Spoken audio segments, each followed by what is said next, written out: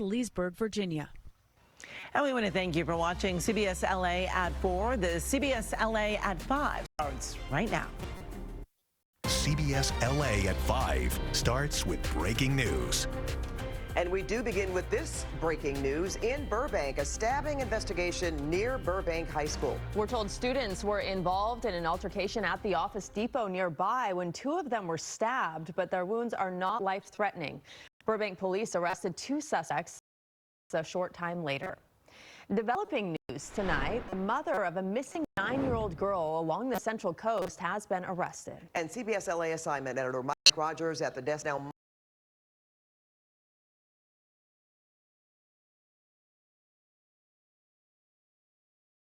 Mike, the arrest of Ashley Buzzard is not connected to her daughter's disappearance? Not connected to her daughter's disappearance, Pat and Rudy. And I just got off the phone with the Dale there in northern Santa Barbara County. She is still in custody for felony false imprisonment, being held on $100,000 bail. That's according to the Santa Barbara County Jail. Now, what we can tell you is the detectives arrested her earlier on that false imprisonment charge. Here she is being taken into custody. Right now, Santa Barbara sheriffs are not disclosing what that alleged incident was or who the alleged victim was of the false imprisonment, only to say that it is not connected to this, the disappearance of her 9-year-old daughter, Melody. We've been telling you about this for weeks now. Ashley and Melody last spotted at a car rental place on the Central Coast. They then took a road trip to Nebraska. Now, from Nebraska, the Santa Barbara County Sheriff's Office has been able to confirm that Melody, you see here, was able to make a partial return trip back to California. They are now searching anywhere between St. George, Utah, and the Central Coast to figure out if she made it any further than that. But I've had no signs of her. Ashley has refused to cooperate with investigators about where her daughter is. There you see a photo of her. They only say that they served a warrant on her home, which did not, it's unclear what that warrant actually revealed for them. But as for now, this charge, that's that false imprisonment charge that she is in custody for. The sheriff's office not saying exactly what led up to that or what the circumstances were. I did speak with the DA's office up in Santa Barbara County as well. They are reviewing the case, but have not filed charges yet. Yeah, what an update. We were just talking about her yesterday. Yep. All right, thank you, Mike. Flight fatigue across America tonight as the government shutdown stretches on. Thousands of flights have been canceled today at major airports across the country. Transportation Secretary Sean Duffy says a heavy buildup of air traffic combined with long hours and missed paychecks is making the skies less safe.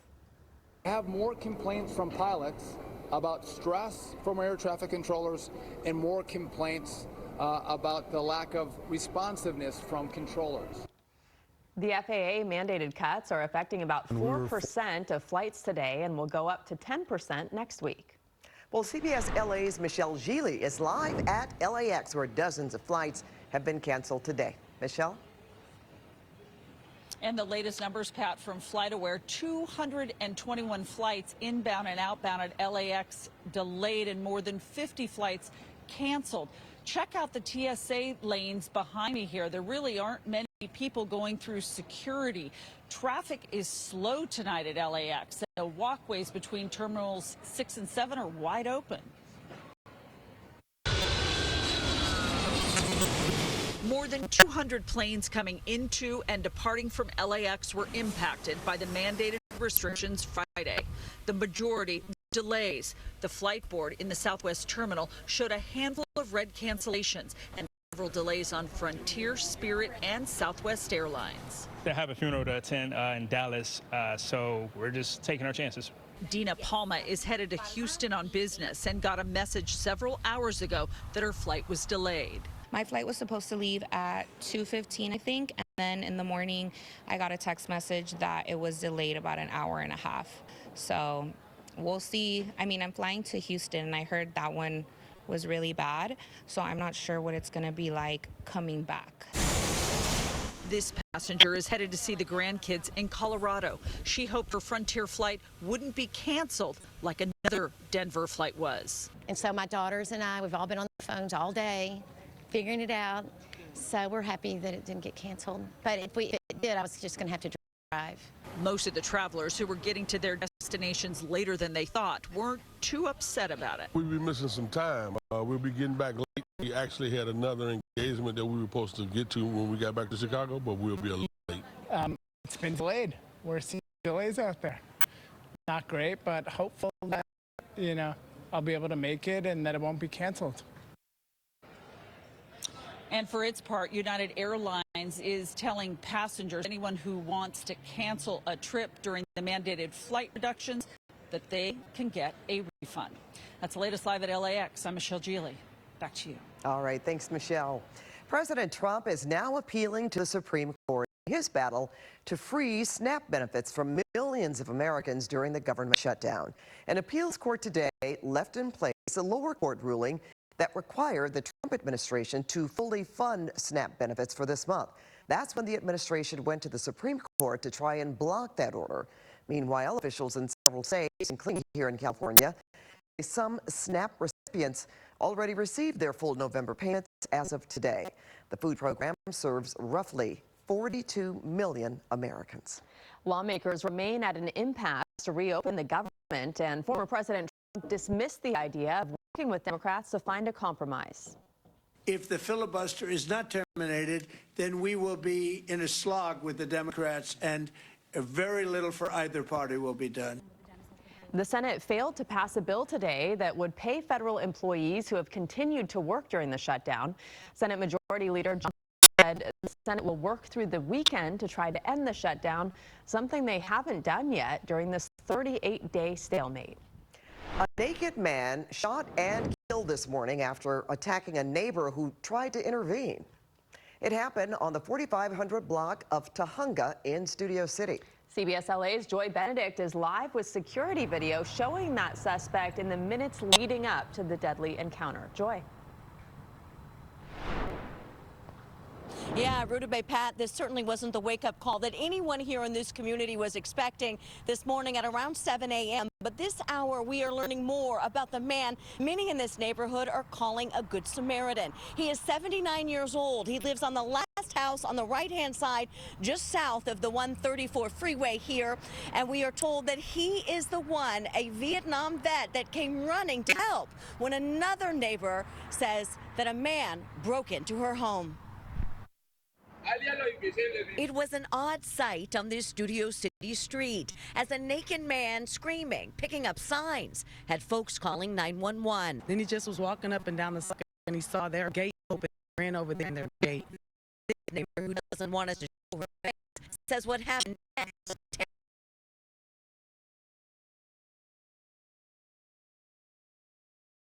Terrifying as police say that the man then broke into a home on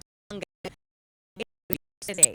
A male that was like, get away, get out of here, back away. A couple seconds went by, you heard a gunshot. A male went into that residence. He was naked. The female, she was by herself. She started screaming. Captain Warner Castillo says the woman ran out of her home and her neighbor, a 79-year-old Vietnam vet, came running out to help her. He tells the suspect to leave and warns him that he has a gun. Grabs the 79-year-old man and lifts him up and throws him on the ground. I walked down a little bit and I saw the guy that was naked on top of the older guy. Police say the neighbor suffered 2 broken legs in the attack, but still fought back. As he's on the ground, the suspect approaches him too and tries to pick him up again. And then the lady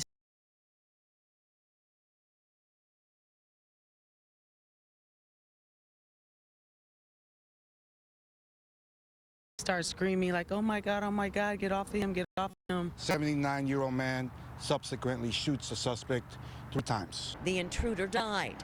The Good Samaritan was taken to the hospital. He's got not just 1, but 2 broken legs. Hopefully he makes it out of here without being in a wheelchair for the rest of his life. At this time, police believe the suspect drove here, took off his clothes on the sidewalk, and then started screaming. But no one knows why. First time that we've had anything like that happen around here. Yeah. It's a relatively very safe neighborhood. And although this case is under investigation and any further action regarding the shooting will be in the hands of the district attorney, his neighbors say he's kind of a hero. He is a hero. I think it's a textbook example of self-defense, and I really, really hope he does not face charges. I think it was incredibly brave of him to protect these women that were being confronted. And that's what many here in this community are saying. that he's a hero, that he was brave, and that he is certainly a good Samaritan. We are also told that he's lived here in this community for 30 years. He's the guy that always brings in your garbage cans and makes sure that everything's okay, so they're not surprised that even at the age of 79 years old, he took action today. Now, as for the suspect, the man that was shot, we do not know much about him yet, but again, all of this is still under investigation. From Studio City, I'm Joy Benedict, CBS LA. Joy, thank you. Sky Cow was over Capistrano Beach in Dana Point this morning, where strong surf and king tides led to minor flooding. The waves also crashing up against oceanfront homes. And meteorologist Marina Jerica is tracking that and our weekend next weather. Hi, Marina.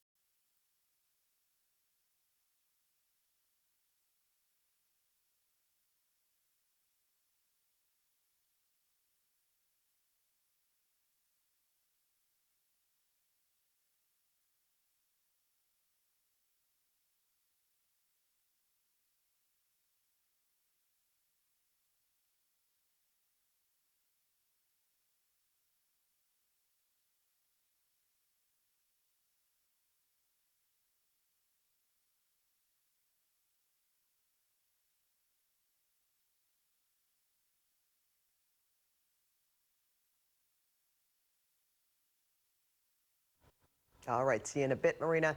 Now, gripping testimony in Rancho Cucamonga as CH